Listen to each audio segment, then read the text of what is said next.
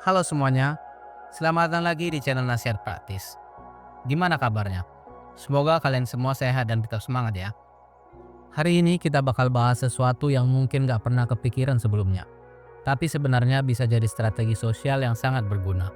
Manfaat pura-pura bodoh. Iya, kalian gak salah dengar.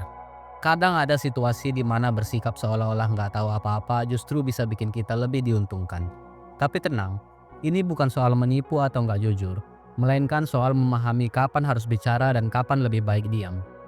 Penasaran? Yuk langsung kita bahas. Apa itu berpura-pura bodoh?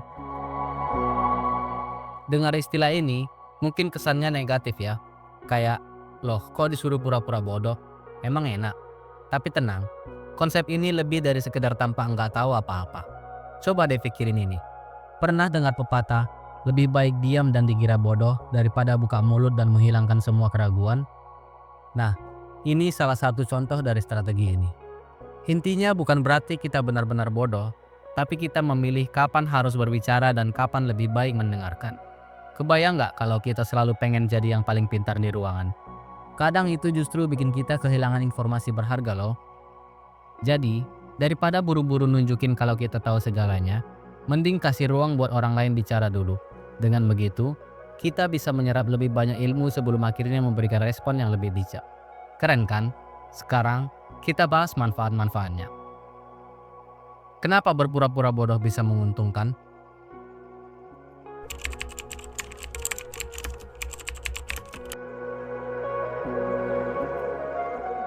Kalian pernah nggak ada di situasi di mana orang lain terlalu sibuk bicara, sementara kita malah bisa menangkap informasi penting dari mereka? Nah, itulah kekuatan mendengarkan. Kadang, dengan nggak buru-buru menyela atau pamer ilmu, kita justru bisa memahami nuansa di balik kata-kata orang lain. Dan ini bisa berguna di banyak situasi. Mulai dari pertemuan kerja, diskusi kelompok, sampai ngobrol santai sama teman.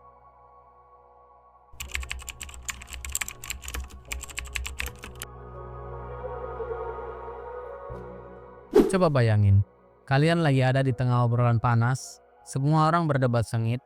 Apa yang terjadi kalau kalian ikutan nimbrung dengan argumen yang tajam? Bisa jadi malah makin ribet. Tapi kalau kalian menahan diri dan pura-pura nggak terlalu paham, kalian bisa melihat situasi dari luar tanpa terjebak di dalamnya. Dengar dulu, baru tanggapi dengan bijak.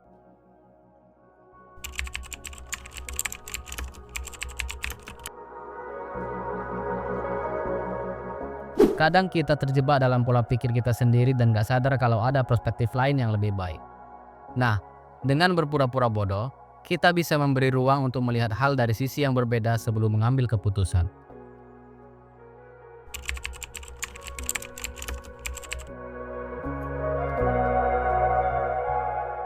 Siapa di sini yang pernah merasa terbebani karena dianggap selalu tahu segalanya? Kadang, kalau kita terlalu sering tampil sebagai orang yang paling ngerti, ekspektasi orang terhadap kita jadi makin tinggi.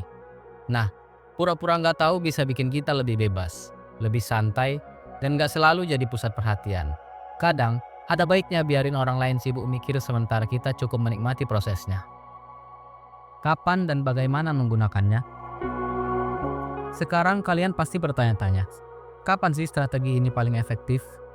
Beberapa situasi di mana pura-pura bodoh bisa jadi senjata ampuh, yaitu: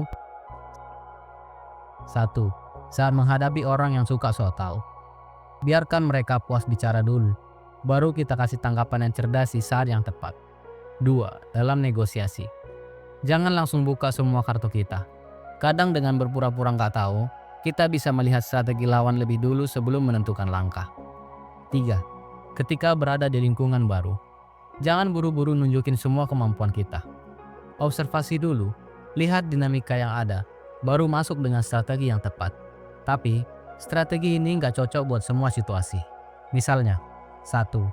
Saat transparansi itu wajib. Dalam hal-hal yang butuh kejujuran penuh, seperti etika kerja atau diskusi serius, lebih baik tetap terbuka dan jujur. Nah, biar lebih kebayang, kita lihat beberapa contoh nyata dari strategi ini. 1. Zhuge Liang, ahli strategi Tiongkok kuno. Dia sering menggunakan trik pura-pura lemah atau nggak tahu untuk mengecoh lawannya. Hasilnya, dia berhasil memenangkan banyak pertempuran tanpa perlu terlalu banyak bertarung. 2. Negosiasi bisnis. Seorang eksekutif berpengalaman gak akan langsung mengungkap semua rencananya di awal. Mereka lebih suka membiarkan lawan bicara dulu, menyerap informasi, baru menentukan langkah terbaik. 3. Pemimpin dalam dunia kerja. Bos yang baik seringkali nggak langsung menunjukkan bahwa mereka tahu segalanya.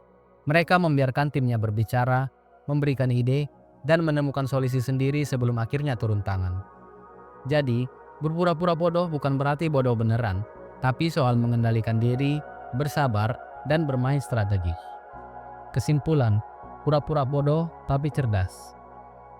Nah, sekarang kalian udah tahu kalau berpura-pura bodoh itu bukan tentang menipu atau nggak jujur, tapi tentang memilih waktu yang tepat untuk berbicara dan mendengarkan. Bisa bikin kita lebih paham situasi, bisa menghindari konflik, bisa bikin kita dapat perspektif baru, bisa bikin hidup lebih santai tanpa ekspektasi yang berat. Jadi, kapan terakhir kali kalian menggunakan strategi ini? Atau mungkin baru kepikiran buat coba?